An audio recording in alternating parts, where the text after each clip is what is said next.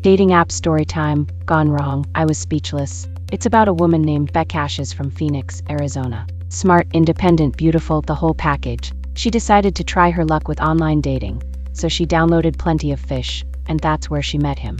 Let's call him Brett. Now, Brett lived near Fort Campbell Army Base in Tennessee, serving in the military, and that uniform? He had caught Becca's attention real quick. They started talking. Daily phone calls, late-night texts, long FaceTime convos. For 3 months, they built something. No catfish energy, no weird vibes. Just two grown adults, forming a real connection. Eventually, they decided it was time to meet in person. Brett suggested they link up for a weekend in Nashville. Becca was all in. She got her hair done, bought a new wardrobe, even booked a super cute Airbnb. She spent weeks planning, and best believe Ash paid for everything herself.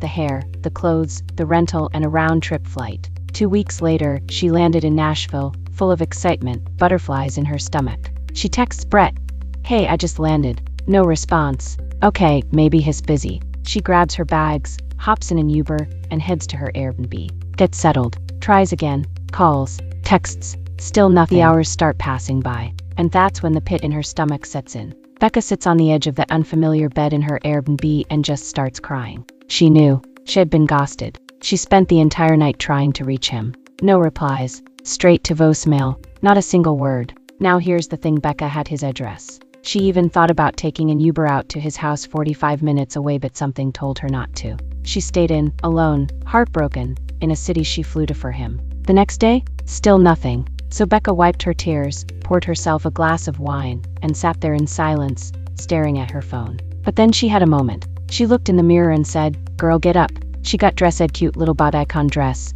Heels, face beat to the gods. She was leaving the next day, but she wasn't going out sad. She hit the bars on Broadway, living her best life. And she made sure to post everything to her Instagram stories. And guess what? Brett was watching every single one. Yup, Instagram doesn't lie. It shows exactly who views your stories. This man, who ghosted her after 3 months of talking and knowing her flight plans, was watching from the sidelines like a coward. But wait, it gets worse. Later that night, Becca treated herself to dinner at a popular steakhouse. She got a window seat, ordered a glass of wine, and finally started to feel like herself again. And that's when she saw him, Brett, walking across the street, walking into the restaurant, where they had made a reservation together weeks ago. Same place, same time. He knew exactly where she'd be. This man intentionally ghosted her just to avoid confrontation. Ruthless, cold, cowardly. Becca didn't say a word. She didn't storm out, didn't cry, didn't run.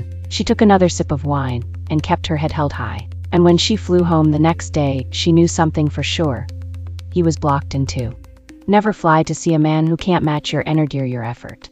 If he wanted to, he would. Becca was upset about the fact she was out of nearly $1,800 for the flight, the Airbnb, the clothes, the hair, the hopes. But what she gained was called self-respect, and a lesson she'll never forget. Drop a comment below if you've ever been ghosted or had a wild dating app experience. And don't forget to like, subscribe, and stay tuned for the next story time.